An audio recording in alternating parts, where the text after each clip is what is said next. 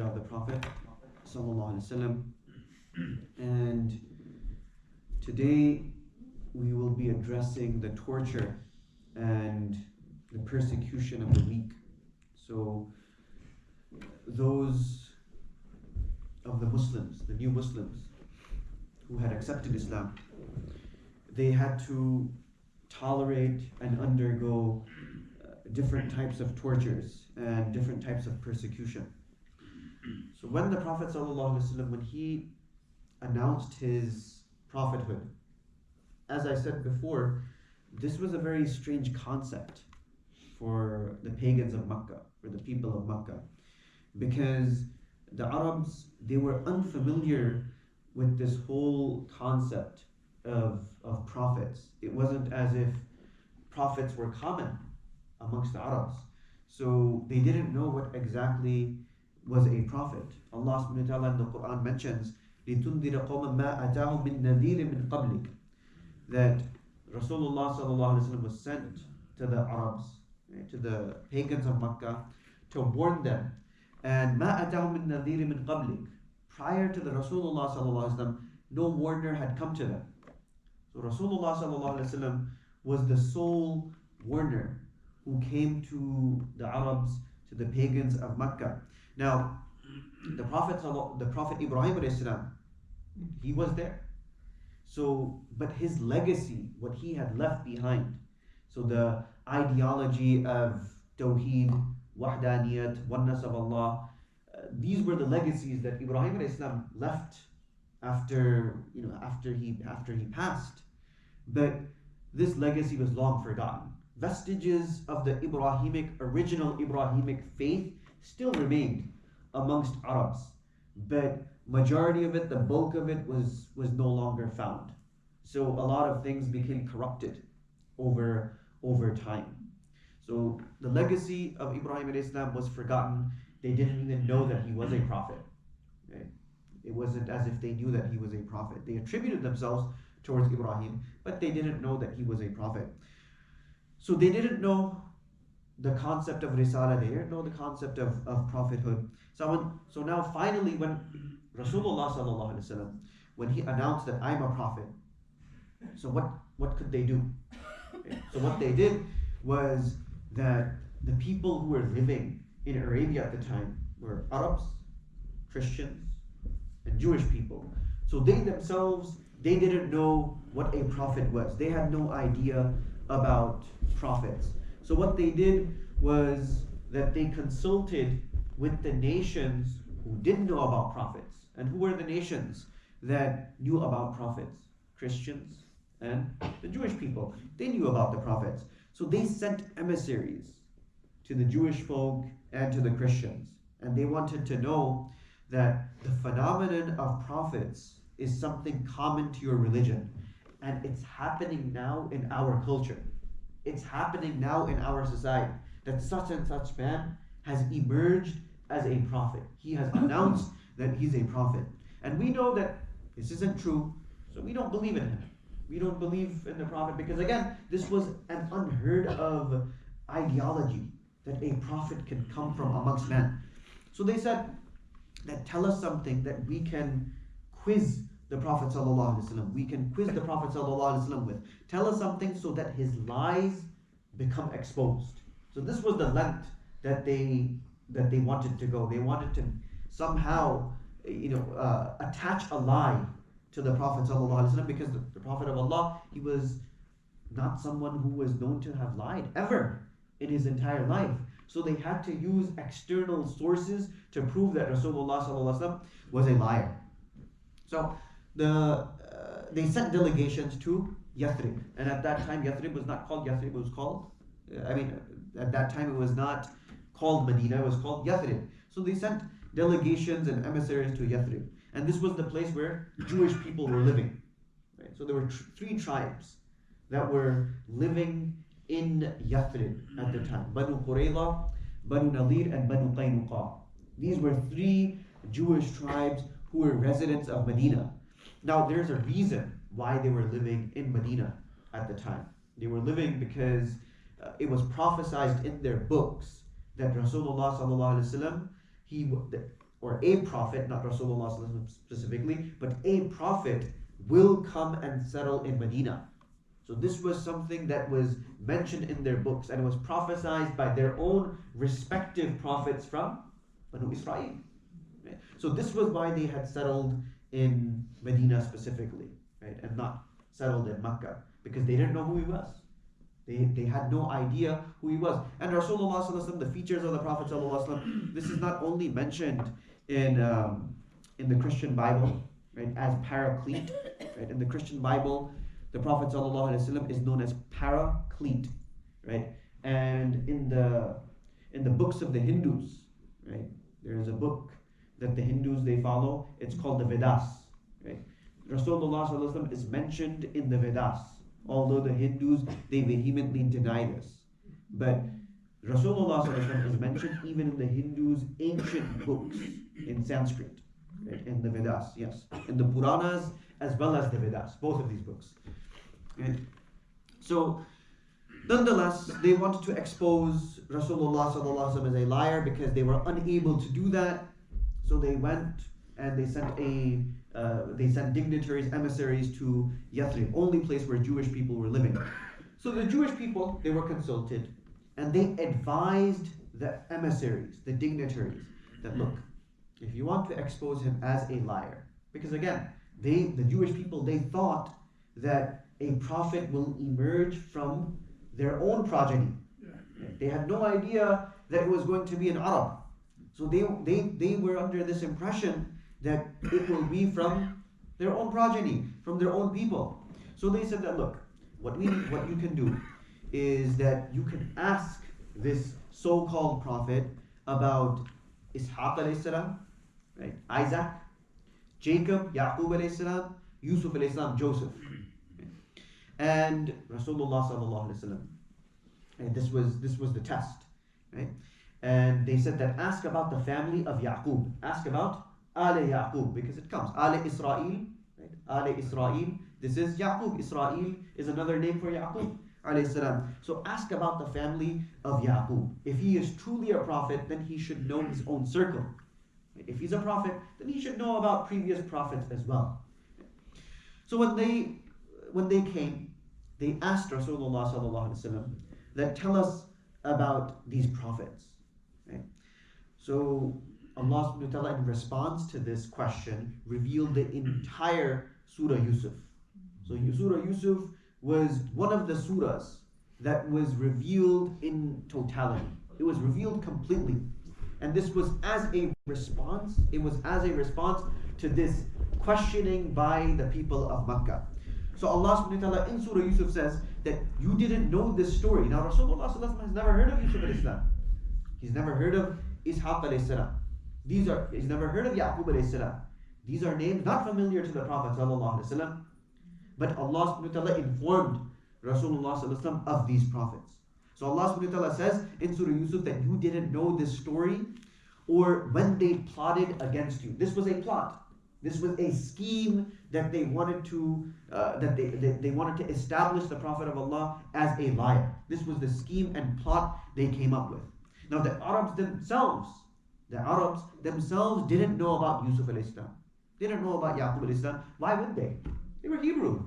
And they were Arabs. The Arabs only cared about themselves and anything that was related to Arab. You have to remember that for them, Arabic was their life. Arabic was their life for them. They didn't care about anything else but the fact that they were Arab and the fact that their language was considered the best language. But look at what they would call people who are not Arabs. Ajam. Ajam means a person who is dumb. Ajam means a person who is dumb, a person who can't talk. So basically, if a person couldn't speak Arabic, this was used in a derogatory way. After time, it was not used in a derogatory way. But at one time, they would call anybody who was unable to speak Arabic as Ajam, which means dumb, a person who can't talk, a person who can't properly express himself. So they would take pride in their language that, we have so many names for lion, right? Just lion. That lion is Asad and Haydar and different types of names just for lion, crouching lion and a lion that is attacking. So they just had so many Arabic words for that. And these were facts that they were very proud of. So why would they know anything about Yusuf alayhi salam? Why would they know anything about Yaqub alayhi salam? Why would they know anything about Ishaq alayhi salam? It was they weren't concerned about them. Yeah. So anyway, thus when Rasulullah sallallahu alaihi wasallam was asked, the Prophet sallallahu alaihi wasallam recited one of the most beautiful surahs that is in the Quran. And this surah, it reads as a story. This is one of the few surahs that reads as a story. And it's a very interesting story from beginning to end, where Yusuf alayhi salam begins by recounting the dream that he had to Yaqub alayhi salam, and Yaqub alayhi salam telling Yusuf, and it's very intricate. The details are very intricate. Yaqub alayhi salam advising Yusuf alayhi salam that don't tell your brothers. And Yusuf alayhi salam's brothers plotting against him because they were competing for the love of Yaqub alayhi salam. And so on and so forth. The story it's a very beautiful story. So this is one of the surahs that reads like a story. Otherwise, the Quran, it's not as if there is a beginning and an end to the Quran. And the Quran doesn't read. It's not like the Bible where it starts in the beginning. The Quran, it starts with Surah Fatiha and ends with Qul a'udhu bi rabbin nas. So it doesn't read like a storybook. But Surah Yusuf is one of those surahs that reads like a story. And this was all to quiz the Prophet ﷺ, to somehow establish that he's a liar and that he's not telling the truth, because they tried everything else and they were unable to make anything stick. Right? Because I mentioned last week, right, that they tried to establish him as a liar, but they were unable because Rasulullah ﷺ lived with them, and it was not known that he ever told any kind of lie. Any kind of lie. This was his sterling reputation. His reputation was sterling. And they tried to attack him with saying that he's a soothsayer. But again, magician. All of these things were not sticking to Rasulullah sallallahu alaihi wasallam. So they were at a wit's end that we need to do something so that he's established as a liar. So Allah subhanahu wa ta'ala's planning was the revelation of Surah Yusuf, which Rasulullah sallallahu alaihi wasallam recited to them, and they were completely at a loss. So they're like, now what can they do at that point? Nothing. So another incident that took place in the Meccan phase was that they sent another delegation to Yathrib, or rather it was the same delegation, and the Jews, they advised them that there are 3 questions that we can tell you to ask Rasulullah sallallahu alaihi wasallam, and no one will know the answer to these questions except a true prophet. Right? Only a prophet will know the details to these 3 questions. Now, what were these 3 questions? These 3 questions were that story of the young men who slept in the cave for a very long time, for eons, for centuries, and they slept for a very long time, then they woke up. Ask about these young men who slept in the cave. Ask about the man who traveled the world, east and west. Right? And finally, ask this person who is calling himself as a prophet about the ruh, about the soul. What's the composition of it? What is the soul? What is the reality of the soul? So there's a weak tradition in Tirmidhi, and the weakness is not to that degree where the hadith is totally disqualified, but there's a weak tradition in Tirmidhi where they go to the Prophet ﷺ with these questions, and the Prophet of Allah responds confidently that yes, I will tell you, right? But he did not say inshallah. The Prophet ﷺ did not say inshallah, that by the will of Allah. So Allah subhanahu wa ta'ala did not send revelation to him for 2 weeks, to the extent that they were taunting the Prophet ﷺ that your Rabb has forsaken you, because every opportunity, they would take advantage of every opportunity to try to downplay and diminish Rasulullah ﷺ's risalah. Right? They were trying to downplay his whole prophethood. So first and foremost, Rasulullah ﷺ is abd. Right? First and foremost, Allah subhanahu wa ta'ala wants to remind Rasulullah ﷺ that you are abd, you are a servant. And this is the reality with mankind. That the entire humanity, we are servants of Allah subhanahu wa ta'ala. And this is the highest honor. To be the servant of Allah subhanahu wa ta'ala, this is considered the highest honor. Allah subhanahu wa ta'ala himself in the Quran defines the Prophet sallallahu alaihi wasallam as abd, as a slave. Allah subhanahu wa ta'ala mentions, وَلَمَّا قَامَ عَبْدُ اللَّهِ Right? And then when the slave of Allah stood up, Allah subhanahu wa ta'ala is referring to the Prophet sallallahu alaihi wasallam. Subhanalladhi asra bi abdihi in Surah Isra. Allah subhanahu wa ta'ala refers to the Prophet sallallahu alaihi wasallam as abd, as a servant of Allah. Tabarakalladhi nazzala al-furqan ala abdihi. Allah subhanahu wa ta'ala again refers to the Prophet ﷺ as a servant of Allah subhanahu wa ta'ala. So there are various places in the Quran where Allah refers to the Prophet ﷺ as abd. So this is considered the highest station. As a human being, the highest station is that we are servants of Allah subhanahu wa ta'ala. So then Allah subhanahu wa ta'ala, after when the wahi finally came to the Prophet, Allah revealed the entire Surah Al-Kahf, right, in response to these three questions. So in response to the question of the young men who slept in the cave for a long time, the first story. The second was that a man who traveled from the east and the west, and finally the composition of the ruh. So Allah subhanahu wa ta'ala revealed Surah Al-Kahf entirely. Now in Surah Al-Kahf, Allah subhanahu wa ta'ala speaks about the men who slept in the cave. So there were young men, they were youth. They were youthful people between the ages of 15 to 20. Right? And the society that they were living in was a very corrupt society. Right? And this society was pagan. They were worshipping idols. And they found this to be distasteful. They found this abhorrent. That why are they worshipping? Why is our society worshipping idols? So they all coincidentally they came together. That we need to do something. And they all sought sanctuary in a cave. And Allah subhanahu wa ta'ala, He made them sleep in the cave. And these youth, they were doing this to protect their iman. They were protecting their iman, they were protecting their faith, and they were protecting their dignity from worshipping anything other than one Allah. So Allah subhanahu wa ta'ala caused them to go to sleep for 3 centuries, after which they woke up and they went back into society. And people, they remembered that such and such people, they became lost, or their whereabouts became unknown. And these are the people that were, 3 centuries ago, they were alive, they went somewhere, and we lost all trace of them.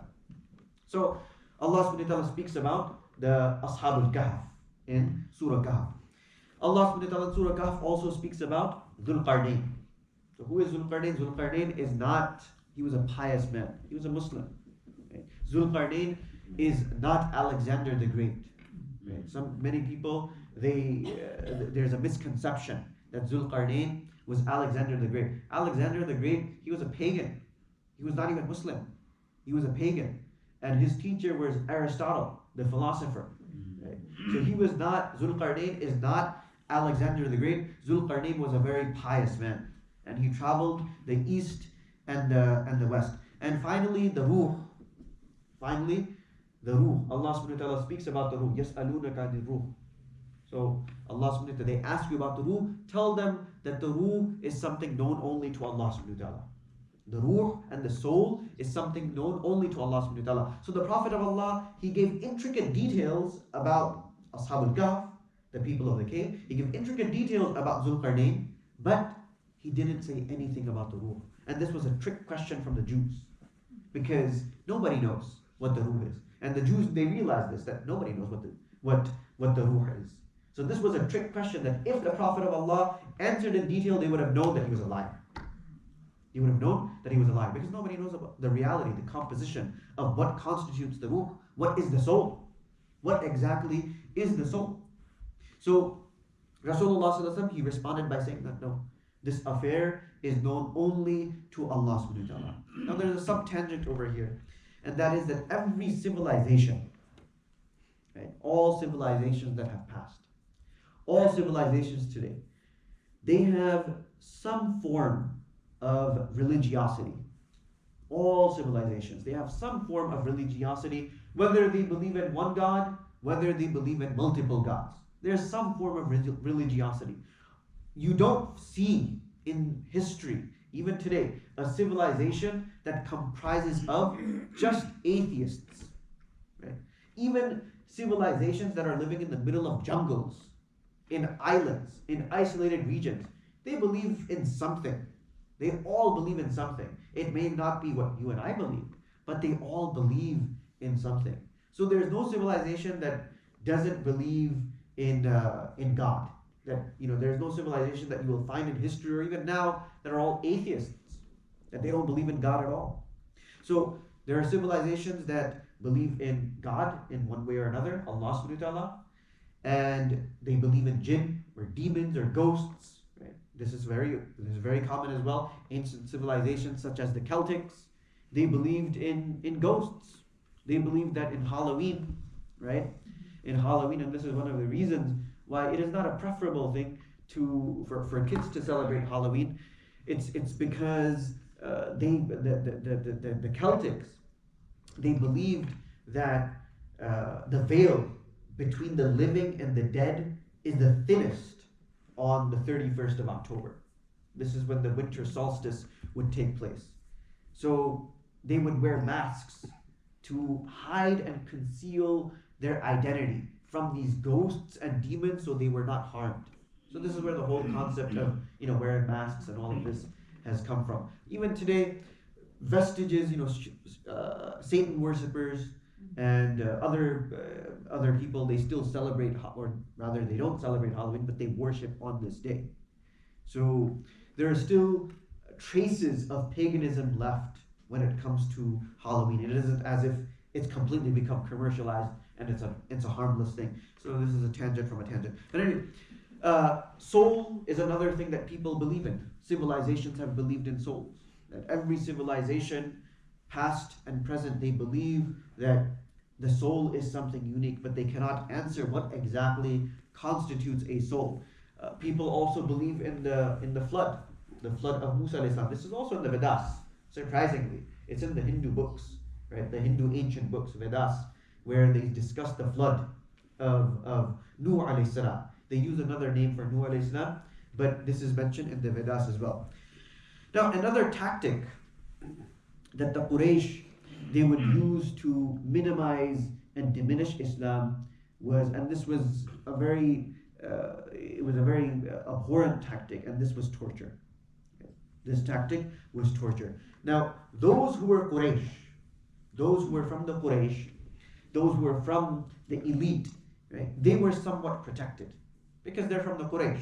Their tribe is going to protect them. Their tribe is going to intervene if their tribe member is harmed, because this is a very tribalistic society. This is a tribalistic society. And then you had the slave class, or the low social rank, right, and the mawali. Right? So you had the slave class, you had the mawali, and they were subjected to different types of persecution. Right? So the mawali is like indentured service. They were freed, they were slaves who were freed by their masters, right? They were freed by their masters, but they would still work for their masters. I mean, the best way I could describe it is indentured service. So this is something that was common in pre-modern America. In pre-modern America, indentured service was that you work for a specific number of years, after which you're free for your employer, after which you're free to work for someone else. So this is called indentured service. So Sa'id bin Jubayr, he asked Ibn Abbas. Sa'id bin Jubayr is a very famous tabi'i. Right? Sa'id bin Jubayr. He was the one who was killed by Hajjaj bin Yusuf the tyrant. So Sa'id bin Jubayr, very famous tabi'i, one of the primary students of Ibn Abbas radiallahu anhu. So he asked Ibn Abbas that how did the pagans torture the Muslims? Because again, it wasn't as if Seerah books were written, right? Seerah books were not written. And it wasn't as if people were going behind these scholars and writing, whatever they were saying. So Sa'id bin Jubayr, he didn't know. So he asked Ibn Abbas that, I've heard a lot of things. You yourself tell me what you have seen, what you have witnessed, or what you heard. Because Ibn Abbas was young when the Prophet ﷺ passed. He himself was 11, 12 years old when Rasulullah ﷺ passed. So he heard from his father, Abbas radiallahu anhu. Abbas radiallahu anhu was the uncle of the Prophet ﷺ. He had accepted Islam in the Battle of Badr. He was coerced to fight, and inshallah we'll go there, right? But he was coerced to fight against Rasulullah ﷺ and the Muslims. So Ibn Abbas was asked by Sa'id bin Jubayr that how the pagans tortured the Muslims. So Ibn Abbas, he said that they were tortured so severely that they were deprived of food and water until they could not sit up. They were unable to sit up because they were deprived of food and water. They were asked constantly, is Lat and Uzza your God? Is Lat and Uzza your God? And they would have to answer yes on account of the torture they had to tolerate. And they would do this, they would say, yes, they are our gods, just to get rid of that torture. They had no recourse. They had to say, they had to respond in the affirmative that yes, Lat and Uzza is our God. So they were tortured so severely that if an insect passed by at that moment, and the Quraysh were to say that is this insect your God, they would say yes, this insect is my God. And this was just so that they could get rid of this torture. They were given some kind of respite. That's how badly the low social ranking people who had accepted Islam, they were tortured by the Quraysh. And there is concession. We know that there is concession in Islam for speaking words of kufr. If it comes to it, and if our life is in danger, then it is permissible to speak words of kufr, right? Because one of the maqasid, one of the objectives of Sharia is what? Is hifdhun nafs. It's to protect the self. And if a person has to speak and utter phrases of kufr to protect himself, then it is permissible for him to do so. So the main culprit of these tortures was who? Abu Jahl. Abu Jahl was the main culprit. And this guy was a messed up individual. His tactics were that if you're a nobleman, if you're Qurashi, then he was a target of verbal abuse. Because you can't harm him. If you harm that person, then what happens? His tribe is going to intervene. Again, tribalistic society. If he was a businessman, then he would be boycotted. Now, a businessman can only thrive when he's conducting business, when there's buying and selling going on. So this businessman, he was completely boycotted if he had accepted Islam. And if he was slave class or Mawali, one of the freed slaves who was working for their master, then Abu Jahl would tell the owners and they would all participate in physically assaulting them. They would all participate in physical assault. So he participated in multiple torture sessions. This guy, he was messed up individual. There was something wrong with him. He was a very messed up, and this is why Rasulullah said that he is the Fir'aun.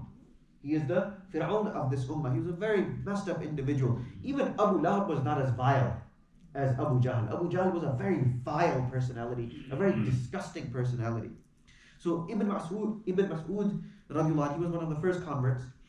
So he said that the first 7 who embraced Islam, myself, Abu Bakr, Ammar, Sumayya, Suhaib al-Rumi, Bilal al-Habshi, Miqdad, right? All of us at different intervals, we were tortured. As for the Prophet ﷺ, he was protected by Allah through his uncle. Abu Talib, he remained a pagan. And there was wisdom behind his remaining a pagan. Because Abu Talib protected Rasulullah ﷺ his entire life. If he had accepted Islam, then that position would have been taken from him, and Rasulullah ﷺ would too be tortured. Okay. So, Abu Bakr radiallahu anhu, Abdullah bin Masud says about him that his tribe was a Qurashi tribe. He was from Banu Taym. He was from the tribe of Banu Taym. And he too was not tortured, right? Because he was Qurashi and his tribe would intervene. As for the rest, the Quraysh, they would round them up and they would torture them. So they would round up Ammar bin Yasir, Sumayya, right? Yasir, Suhaib al-Rumi, Bilal Habshi, Miqdad. They would torture them. And they would put iron on their bodies and they would take them out to the sand. And they would leave them there on the sand. So they would take iron, they would place iron on their bodies and they would leave them there on the sand. Makkah gets really hot. In the desert, it gets to like 120 degrees. It gets very hot in Makkah, 120 degrees or more. So everyone who was tortured, they gave up. And they said whatever the Quraysh wanted them to say, except Bilal. All of them, they gave up when it came to these torture sessions. At one point or another, they said, no, enough is enough. Yes, we accept that Lat and Uzza are our gods. And then if at any time they found out that they were saying Ahad, Ahad, they were acknowledging the oneness of Allah, the torture session would begin again. Torture session would begin again. So everyone at any given time, right, they uttered words of kufr. And again, there's concession for this. But Bilal radiallahu anh, Bilal bin Rabah, he never acquiesced to the tortures of the Quraysh. And they concentrated their efforts on Bilal the most. Because Bilal was the only one who did not say any word of kufr. Bilal Habshi radiallahu anhu. So he said, Abdullah ibn Masud, he continues, he said that I saw Bilal, he was handed to the ruffians of the community. So you have, in communities you have, messed up youngsters, right? That they're in gangs, or you have messed up youngsters, and what they do is that they just go about causing trouble for other people, right? Ruffians.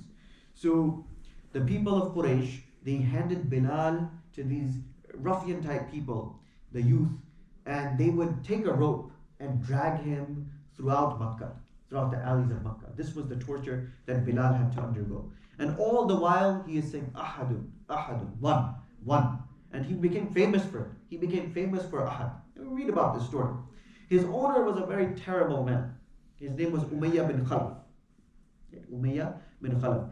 And he too participated in the torture of Bilal. Now look at this. Now, the slaves, right, they were considered the most precious commodity for the people of Makkah. They were more expensive than camels because you're purchasing a human being.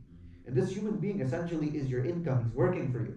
He is your income, right? So you have to do everything to make sure that you're deriving maximum benefit from that slave. But they hated Islam so much. They were willing to sacrifice everything just to rid their society of Islam. They were willing to sacrifice all of this slave class just so that Islam would not spread. They wanted to kill Bilal, and they were doing this under torture. So they participated in the torture, and slaves, as I said, they were the most expensive commodity, more expensive than camels, and they were ready. And it's like tantamount to destroying your own income. That you take some money, you take whatever you have, and you're just burning it. So they were willing to just burn their income, to destroy their income by any means necessary in the form of torturing their slaves or killing them. This Umayyah bin Khalaf, he was a very sadistic mind, very disgusting mind, very sadistic personality. So what he did was that he would place a rock on Bilal and on the chest of Bilal in the middle of the desert. And all the while, Bilal radiallahu anh, he's saying, Ahad, Ahad. Hassan bin Thabit, he had not yet accepted Islam. He was on Hajj. And he would hear the cries of Bilal, Ahad, Ahad, ringing throughout Makkah. Because Makkah, it wasn't as if there were buildings there, right? It was open land. It was open land. It's very small dwellings. Open land. So Hassan bin Thabit said that while I was on Hajj, because during the Hajj season, people would come. So he said, while I was doing Hajj, I would hear the severe torture that Bilal had to undergo. And I would hear him. And I would wonder that how is he alive? So he would hear Bilal radiallahu anh say Ahadun, Ahadun throughout. And he knew that Umayyah bin Khalaf is speaking to Bilal. But he doesn't know what he's saying. But Bilal is saying in loud words, Ahad, Ahad, that Allah is one. Amr ibn al-As, also not yet a Muslim, he said that the rocks were so hot that if I placed raw meat on those rocks, it would have cooked and I would be able to eat it. That's how hot those rocks were. So Bilal, radiallahu anh, imagine having a rock placed on your chest. Okay? Those rocks, you can't even touch them. Those who have been to Arizona, Arizona gets really hot. Arizona, I was in Arizona for 3 years. So it gets really hot in Arizona, about 125 degrees. And literally, the ground becomes so hot, it is impossible to touch. If you touch it, you're going to get burned. That's how hot the ground would get. And it was hot enough, and they would say this on the radio, that today it's hot enough to cook an egg. Right? And people would actually, on the sidewalk, they were able to cook an egg. This is a reality in Arizona. So this is how hot it would get. Now in Makkah, open land, It isn't as if there is any dwelling. Sun is just bearing down, full temperature. And Bilal radiallahu anh, he has a rock. So of course, you have Hassan bin Thabit just saying that how is it that he's still alive? There's another Bilal radiallahu anh, he would stay there the entire day with this heavy rock on his chest, and he would say, "Akfuru billat wal uzza wa u'minu billah." That I disbelieve in Lat and Uzza, and I believe in Allah. So this was just a powerful statement coming from Bilal radiallahu anh, that I disbelieve in Lat and Uzza wa u'minu billah, and I believe in Allah subhanahu wa ta'ala. Urwa bin Zubayr, he was the nephew of Aisha radiallahu anha, he said that Bilal radiallahu anh was tortured, but he never gave any word to please them. He never said any word of kufr, he never uttered any word of kufr to please them. And Bilal radiallahu anh, because of the tortures he had to undergo, he was rewarded tremendously by Allah subhanahu wa ta'ala. He was the mu'adhin of the Prophet sallallahu alaihi wasallam, the first mu'adhin of the Prophet sallallahu alaihi wasallam.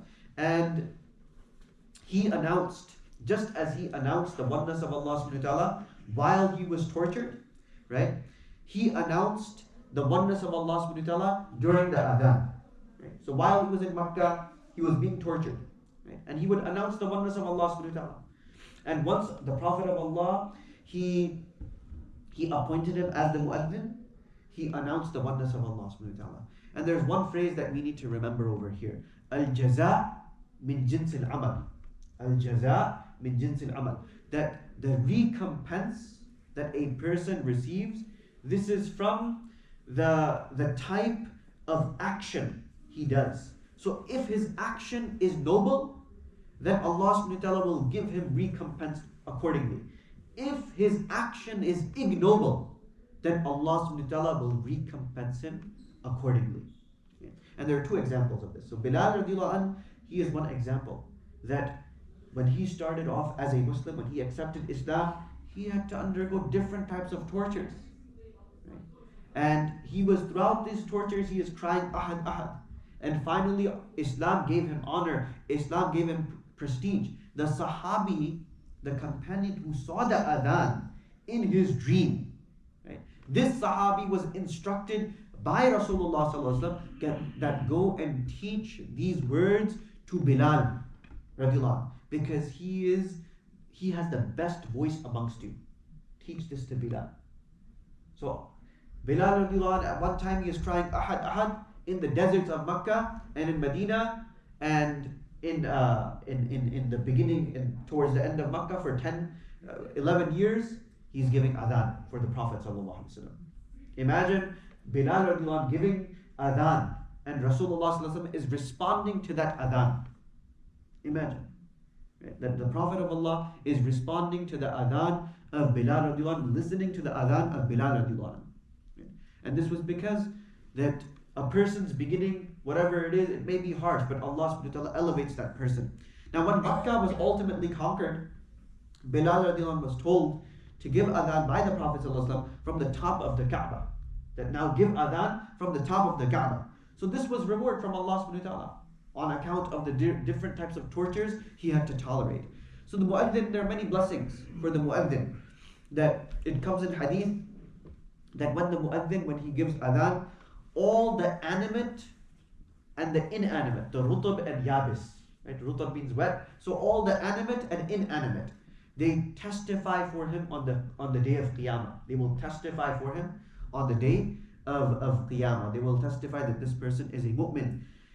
It comes in hadith that even the shepherd who is alone in the desert, it is recommended that he give adhan because it carries great virtue. The adhan, it carries great virtue. Another early name that would undergo torture was Khabbab ibn al-Arat. Khabbab ibn al-Arat. So he was an Arab slave. He was Arab. He was not a non-Arab. So he was an Arab slave whose master was a female by the name of Anmar. Anmar. So she purchased Khabbab for his skills as an ironsmith, a sword maker. He was a sword maker, he was an ironsmith, he was a forger. So he was one of the earliest converts. And when his Islam became known, she gathered a gang, because she's a woman, she can't beat him herself. So she gathered a gang to beat Khabbab ibn al-Arat. And he was beaten so bad that when he woke, he was bloodied and bruised. This was how badly he was beaten. And when he would heat iron, because this was his profession, he was a forger, he was a sword, he would make swords. So she would take the iron and she would burn his back. She would burn the back of Khabbab. Years later, when Umar radiallahu anh, when he became Khalif, he asked Khabbab, and he passed away probably 17th, 18th year after Hijrah. So Umar radiallahu anh asked Khabbab that, tell me what Ammar did to you. So Khabbab radiallahu anh, he said nothing. All he did was that he showed his back. He lifted up his shirt and he showed the back. And Umar radiallahu anh said that, Wallahi, never have I seen what I have seen today. And Umar radiallahu anh honored him. And he made him sit next to him, right, in honor of the tortures that Khabbab ibn al-Arat had to tolerate because of his iman. Once the Prophet ﷺ saw Ammar torturing Khabbab with a firebrand. So the Prophet ﷺ said that, O Allah, unsur Khabbab. That Allah mansur Khabbab. That, O Allah, you help Khabbab. Because fire, this is a very, this torture is something only for Allah. This torture is something, or this punishment is only for Allah subhanahu wa ta'ala. This is a punishment where Allah subhanahu wa ta'ala is going to punish people based on their disbelief.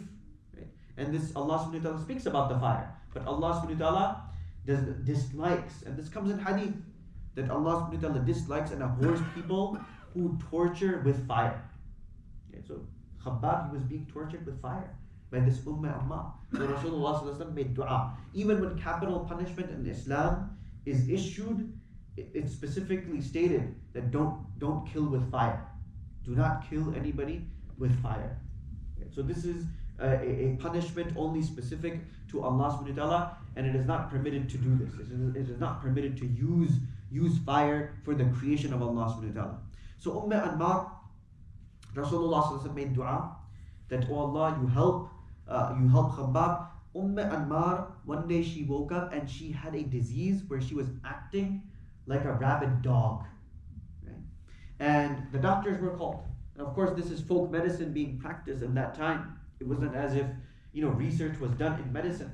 So folk medicine was practiced at that time. And the doctors, they came and they advised cauterization, the same torture that she was responsible for. So the same torture that she was subjecting Khabbab to, she had to undergo that. So cauterization. So she was cauterized in specific places, and she died as a result of that. So kama tudinu tadan, and it goes back to what I just said, al jaza min jins al amal, that like you do unto people, it will be done unto you. And al jaza min jins al amal, that your recompense is based on the type of actions that you perpetrate. Okay? So this is what she did. She did a very atrocious thing. She was doing a very atrocious thing, a very despicable thing, and this is how she died. So Khabbab, he one time asks the Prophet ﷺ, Ya Rasulullah, ila mata? That how long? How long will we have to go through? How long will we have to undergo this torture? So the Prophet ﷺ, he was leaning, and he gets up and he says that people before you were tortured even more severely. And there's a hadith in Bukhari where people were sawed in half. People were tortured in different ways. Right? This comes in Bukhari, this comes even in the Quran, how the prophets were tortured. Okay? And Rasulullah continues and says, La yutimmunna Allah hadha al-amr, that this will continue until Allah subhanahu wa ta'ala finishes this affair. That Islam will become dominant. Ultimately, Islam will become dominant. And a time will come where there will be so much security that a woman will be able to travel from Hadramaut to Sana'a, and the only thing that she will fear is a wolf taking her sheep. Right? This is how much security there will be with Islam.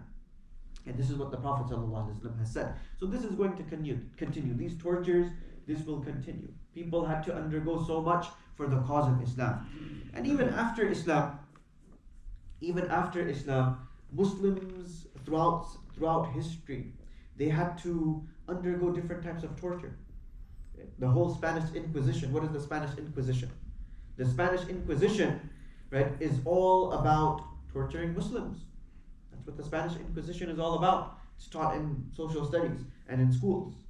So where Queen Isabella and Ferdinand, these are two Christian monarchs who are guilty of torturing Muslims, right? Because they were residents of Grenada, and it wasn't, and their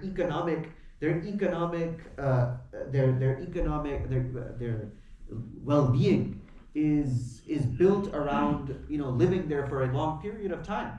Muslims, they were living in this region for 8 centuries.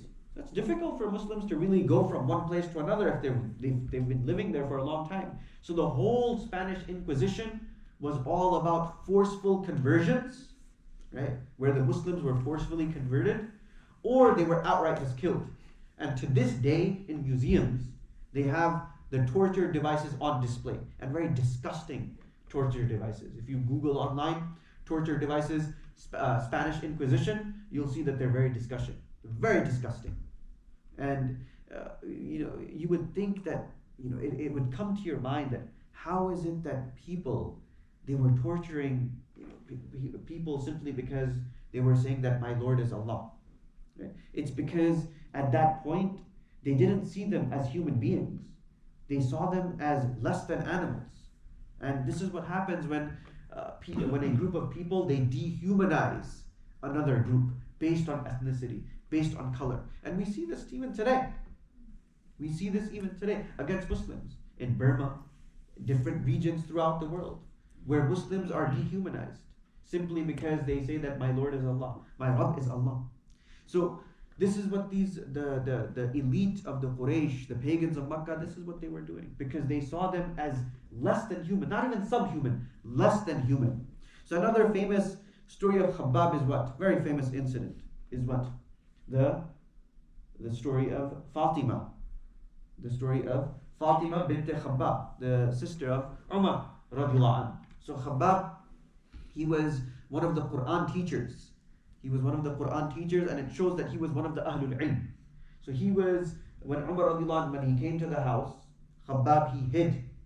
Right? He hid until Umar radiallahu anhu expressed a desire to accept Islam, after which Khabbab, he emerged and he said that glad tidings unto you, O Umar, that the Prophet ﷺ made dua for your acceptance of Islam. So this was the same Khabbab ibn al-Arat who had to tolerate the torture from Anmar. So Abu Bakr radiallahu anh, there is these early converts. Abu Bakr radiallahu anh, when he was Khalif for approximately 2.5 years. So these early converts, Abu Bakr radiallahu anh, he had set for them a stipend, right, where they received a salary from Baytul Mal. So Abu Bakr radiallahu anh, he based the salary that all their salaries should be equal, because Abu Bakr, he said that I don't know who is more in taqwa. So all of their salaries, whatever they're receiving from the public exchequer, it should be equal. So when Umar radiallahu anh, when he became Khalif, he did something different. He said that the earliest converts, they should receive more from Baytul Mal. So Umar radiallahu anh, he made it that Khabbab, Bilal, these early converts, they received the largest salary from the government, from the Islamic government. Right? So Khabbab, he lived in Kufa. So he received the salary, he took it, whatever he had. He lived in Kufa, he built a modest house, and he had put whatever he would receive, he would put it in a sanduq, in a box, sanduq al-mal.